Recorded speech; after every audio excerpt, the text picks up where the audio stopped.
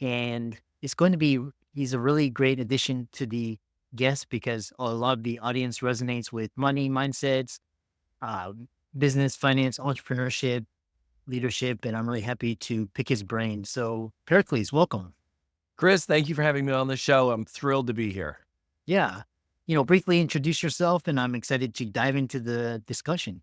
Sure. About 30 years ago, dating myself, 30 years ago, when I started my coaching kind of venture out into business coaching, I was working with business owners. I was working with individuals who wanted to earn more money. They wanted to expand their businesses. They basically wanted more success in the work that they were doing. And as I started working with them, I noticed something pretty early on, which was if they were somebody who was behind before they started working with me, they were behind every month, or they were just treading water every single month. What I noticed was they were making a lot more money now that they were working with me, but they were still in the same situation. They were either just treading water or they were just behind, or in many cases, they were still stressed and had anxiety and worry around money. And so I thought, there's got to be something going on here. This is no coincidence that across the board, everyone's in the same situation. And so I started to really study it and research it and look at it. And over the next 2 years, I discovered two things. The first and foremost is that we all have what I like to call a financial thermostat. And that financial thermostat is tantamount to our money mindset. And it determines how much money we can earn, how much money we can keep, as well as our thoughts, feelings, and emotions around money. And the second thing were the four keys to resetting our financial thermostat. So from that point forward, I started delivering this new education to my clients, and the results were spectacular. So ever since, and my focus has been on money mindset, and that's what I've been doing for the last 25 years. Yeah, and I really, it's amazing because it's a lot of my cohorts, they're high income earners, but they spend it all and they don't save or they don't have anything. So I'm really excited to, and then you see like people you wouldn't think would have a lot of money, they've saved and invested in people you think like the sports stars and celebrities and they're broke. Yeah. And I love this idea of financial thermostat. And so alluded to it, but how do financial thermostats get set early on and how can people change it in their adulthood and in later years in their life? Yeah. This is it. It's unique for each individual person, but generally, our financial thermostats are determined or set when we're very young, when we're around our parents or family members or other people of influence in our life. And we hear something that triggers something in our minds. And from that moment on, it's that setting is now there. I'll give you an example from my life. When I was growing up very young, was probably 6 or 7 years old. We were watching a show called Lifestyles of the Rich and Famous. You may remember that from a long time ago, and it was all about different wealthy families or wealthy people or famous people and what their lifestyles look like. But there was always a slant of there's something wrong here. There was something that didn't quite go the way they wanted it to. And I remember at the end of this one particular episode where it was this wealthy family and their life was a mess. It was just a disaster. And my mom said, very casually, without any ulterior motive, I never want to have that kind of money. You'll lose your whole family. Yeah. And that 6-year-old boy in that moment, my financial thermostat got set at a certain amount of money, not knowing that I could never get beyond that until I recognized it and then shifted that setting. And it's something I noticed and was challenged with until I started down the path of money mindset, where I had this glass ceiling I could not break through. So as you were saying, there are some people who they can make a lot of money. They're really good at that. Their financial thermostat setting for earning is off the charts, but they can't keep it. At the end of the month, they're looking around thinking, what happened to my money? Where did it go? Or they can make a lot of money, they can keep a lot of money, but they're not fulfilled. They don't have a sense of joy and happiness in their lives. So all of these things point towards what your financial thermostat setting is. So to shift that or reset your financial thermostat, we have to do number one is we have to understand what money is, and that is that money is a currency. And as a currency, it actually moves like or flows like a current, like electricity or water or air. Now, it flows in a unique way in that it flows in a circle. So it looks like this. We've got this circle and we intersect that circle. So money flows to us, through us, and away from us. and then back around to us, through us, and away from us with a reservoir on the side that we get to keep. Now, because money flows in this cyclical pattern, blocks anywhere in that flow are ultimately blocks everywhere in that flow. So we can have blocks in the flow of money coming to us. That would look like, I hate the wealthy. I think money is the root of all evil. I think if you've made a lot of money, you've done something wrong to get there. There's something fundamentally flawed about you. Or I hate my boss, or I hate the bigwigs in the company that I work for. All of those things are blocks in the flow of money coming to us. The other way, blocks going away from us, are things like, I hate paying taxes. I hate spending money. I've got to hold on to it. I hate paying people on time or paying people at all. These are all just samples, but these are examples of what these blocks look like. Now, these blocks determine how much money we can earn or how much money we can keep, or our thoughts, feelings, and emotions around money. So the first thing we need to do in order to reset that financial thermostat, for example, for myself, I noticed this old conversation of, I never want to have that kind of money because I'll lose my whole family. Step number one, you've got to notice the conversation and own it. This is my conversation. It's been my conversation for decades. I can own that that's my conversation. The second step is you have to let go of the conversation. And this is oftentimes the hardest. So a lot of people say, yeah, that's my conversation. I can own it. Okay, now can you let it go? I don't know. We've been so used to having this conversation. It's familiar to us. We want to hold it tight. So we've got to let go of that conversation. And this may sound weird, but you have to do it out loud. Okay, I let go of that conversation that if I make a lot of money, I'm going to lose my whole family. You know what? It's not mine anymore. I give it up. I surrender it over into the care of, I don't care who you give it to, whether it's God or the universe or the trees or the rocks or the beach or whatever. Give it up. Let it go. And then as soon as you feel a sense of release or relief, like you can feel, wow, feel a little bit lighter. I can feel that conversation going away.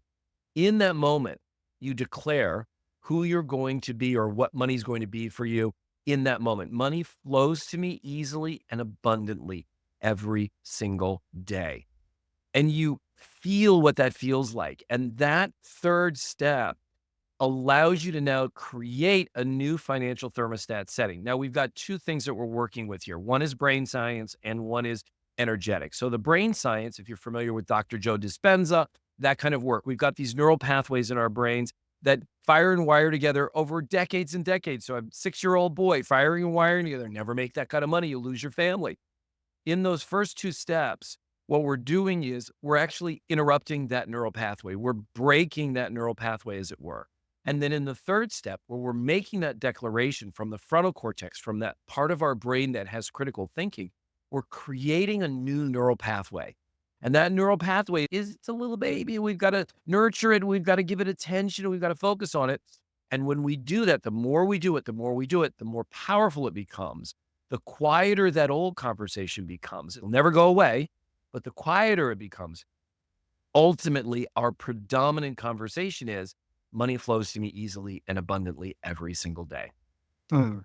So I have a really beautiful because I'm always studying spirituality and how it relates to business and finances. So what my first question for the audience is, when you mentioned this money as a currency and it flows, and we'll talk about law of attraction later, but how is what you're talking about in this money sense, how is it different than karma? Oh, this is a great question. I've never had that question before. If you believe in karma is exactly the same conversation of flowing to us through this cycle of, here we go, we're going to run this again. What lessons did you learn in the process of this time around the sun? So if we're looking at it this lifetime, beyond, not beyond the next lifetime, but in this lifetime, as we travel around the sun one time, what are the lessons that I've learned?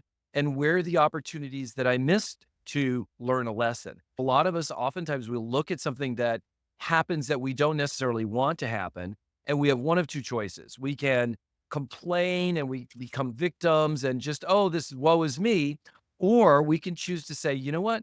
This is a crappy thing. I wish this hadn't happened. But what can I learn from this? How can I become a better person? How can I become more connected with my higher self or my spiritual path by learning from this particular lesson, as bad as it may be? When we take that action, Suddenly we see things that we never saw before. Wow, I had a really bad relationship with money. I had a really negative mindset around money. I can now shift that mindset and Mm, create a positive one. So when you start to expand that out, we're looking at karma being, how did you live this life? If you lived this life without learning those lessons, then maybe you're going to come back and do that all over again and have the opportunity to learn those lessons. When we pull towards us, every experience in life is an opportunity, then we look at life differently and we can grow and expand at an exponential rate. Did mm. that answer your question? I'm not sure if I fully answered your question. No, it actually does because overall everything is energy, and so what I've really learned is all debts must be paid in some form or fashion. It's and basically, if you do something bad, it's going to come back. You're going to have to pay that price usually 10 times in the form of karma or something like. That's why Mm. you see people in the drug trade or just money laundering. All these they're never rich. They get a lot of money, but they lose it quickly because it's now. Which brings me to my curiosity question is because you mentioned because I know people they hate the rich because they feel like they're or they hate the government or they hate paying taxes, Right. and but they're wealthy, they save, they invest, but they have these negative beliefs. So is it possible to be wealthy and rich with these kind of mindsets like taxes go to war, or taxes are wasteful, or the rich are greedy, or the rich are unscrupulous?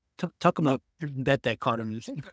I think it's an interesting thing to look at, and I don't know if it's possible to actually become wealthy if you resent or hate the wealthy. It's we can't become that which we resent or that which we hate. It's just an oxymoron. It contradicts itself. But it is possible. I think a lot of people will say to me, money's evil. Money's the root of all. And you know, money's just money, right? It's not good. It's not bad. It's none of those things. What it is as a current, it will amplify the personality traits that we already have in ourselves. And Yes. so when we'll see two separate people, both of them very successful, very wealthy. We'll see one of them who is generous and kind and loving and just extraordinary and humble. And then we'll see somebody else who's not that. They're greedy and they're mean and they're just vindictive and all of that. Both those people had those potential personality traits in there. It's now that we've got money, we are looking at amplifying those personality traits. Which traits do you want to allow money to amplify? Uh-huh. That's all it is. If and I have that choice every single moment. Every interaction I have, I can be a great person, I can be compassionate and understanding, or I can be a jerk. Mm, Which am I going to choose to do? And oftentimes, I think when we start getting more and more money, what we do when we go down the dark side, we'll say the dark path, we will surround ourselves with people who will continue to support that dark path. Versus, I'm surrounded with people who are going to call me out in a heartbeat.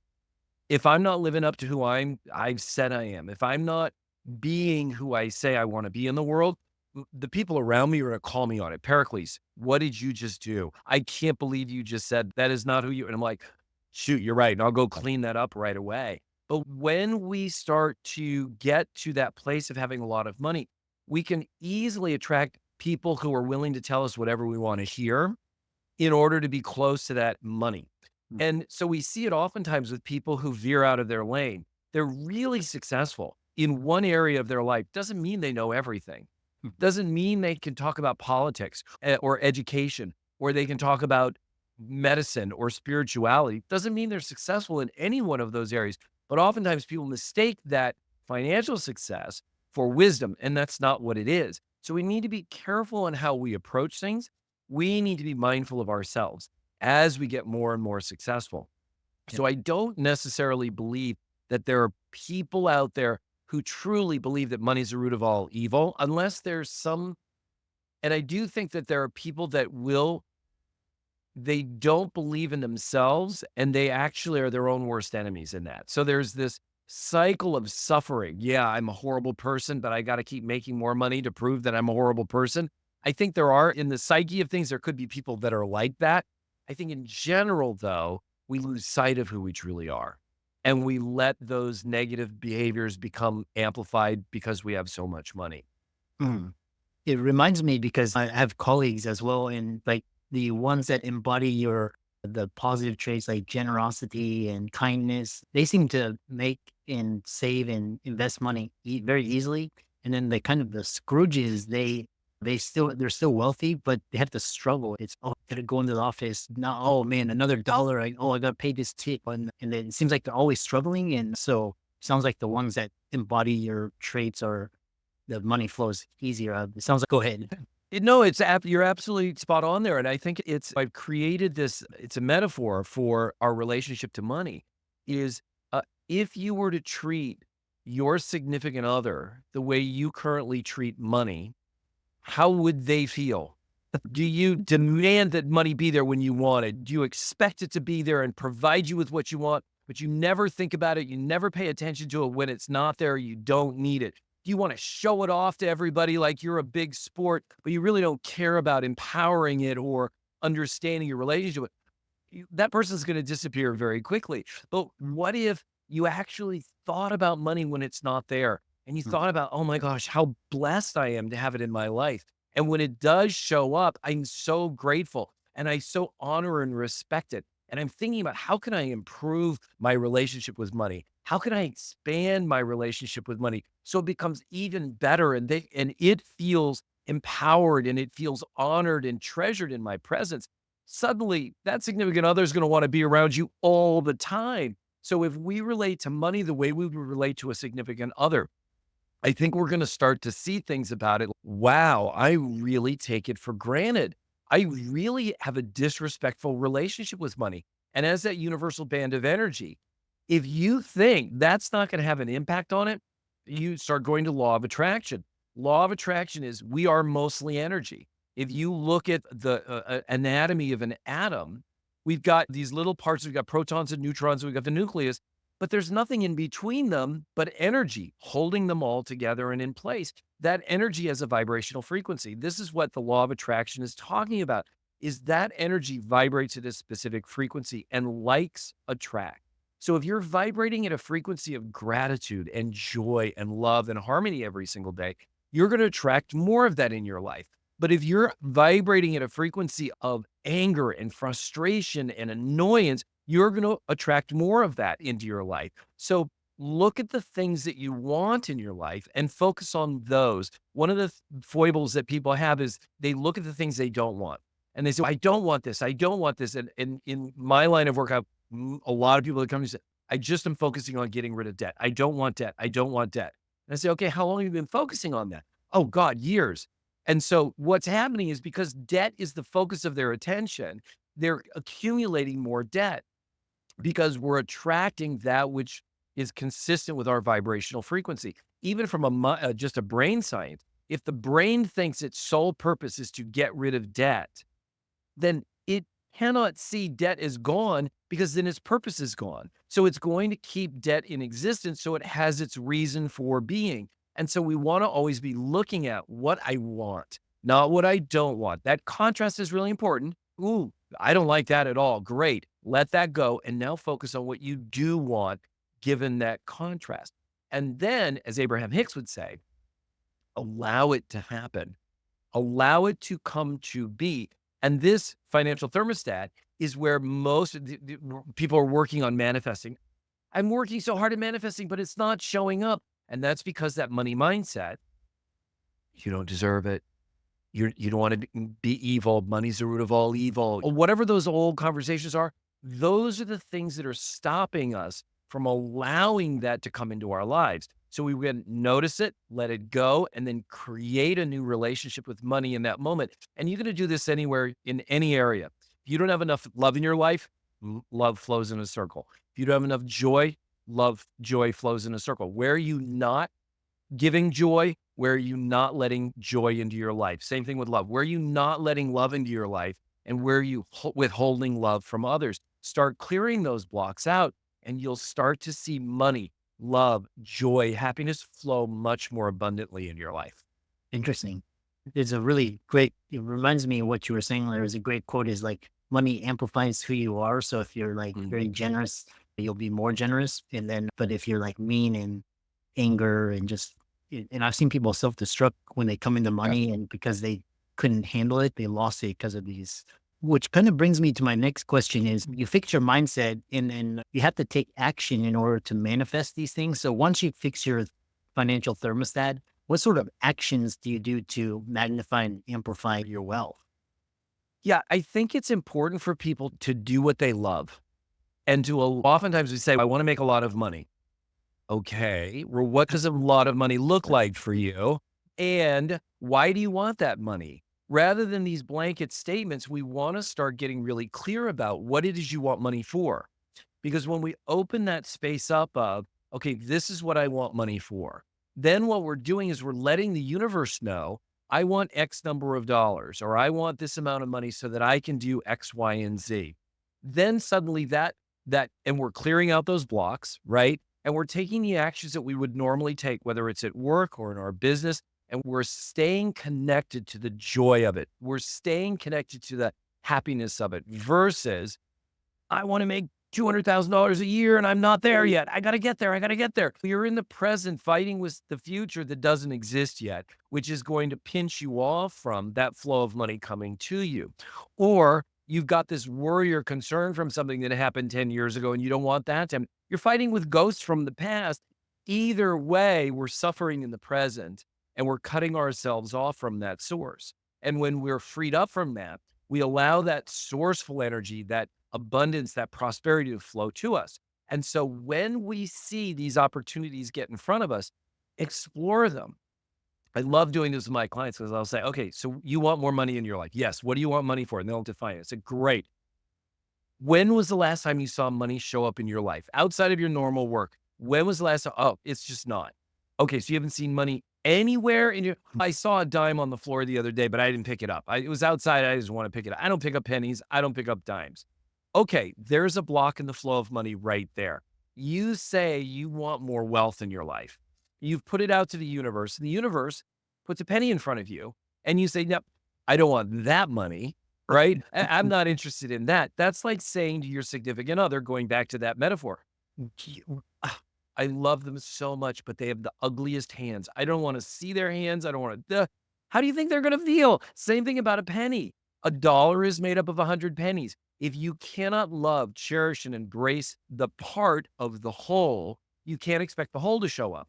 So if you want dollars to show up, celebrate and honor that penny that shows up. I saw one just the other day. I was doing something at a grocery store or something like that. I saw this penny right there under the cashier on my side of the cash register, right? It's just sitting there. People walking by and not even know. I'm like, picked it up and I was so grateful for it and put it in my pocket, came home and I put it in my found money vessel. One year I found almost $800 in money just going through about my day. So if you start to really open yourself up for where money can show up in your life, you will not just find those pennies, but you'll find other financial opportunities that you would never have noticed before. Put in front of you where you can explore it. Doesn't mean you have to take every opportunity, but you can explore it. I've seen money that's been in a precarious place where I would have had to put myself in danger to go grab that coin. And what I'll do is I'll say, you know what? Thank you to the universe for showing me that money shows up in my life abundantly every single day. And I appreciate that coin, but I'm not going to take it right now because it's too dangerous for me to go after it. That's completely acceptable. So start to look at all the opportunities that show up. Pursue them as you would with any opportunity. Ooh, is this something I want to do? Is this going to work out for me? Is this going to fulfill who I am as a higher self? If yes, continue to follow through with it. If not, thank the universe for putting it in front of you. Thank the person that put it in front of you and then complete it and move on to the next thing. So always be in action, but be in action with consistency to who you are on a higher plane, who you were committed to being, and the difference that you want to make in the world. Yeah, and I really love this idea of the law of attraction and how it relates to money. If people wanted to find out more about you, it looks like you've been featured on major news networks. And how can they follow you and check out your work and reach out to you? Sure. I have two websites. They both go to the same place. One is periclesrellas.com and the other one is resetyourfinancialthermostat.com. They both go to periclesrellas.com. And right there on the main page, there's a link that says watch my free masterclass. This free masterclass I created so that people could see the 4 keys to resetting your financial thermostat. All you have to do is put your name and email in, and you will get access to it. It's, I think, 27 minutes. It's an extraordinary opportunity to get everything you need to identify where your financial thermostat setting is and how to reset it so that you can start to create the kind of wealth and prosperity that you want in your life. I love that. I really enjoyed this conversation. I love your passion and the kind of the strategies were really helpful. And thanks so much for coming on and keep up the great work. Chris, thank you for having me on. It's been a pleasure and have a great rest of your day.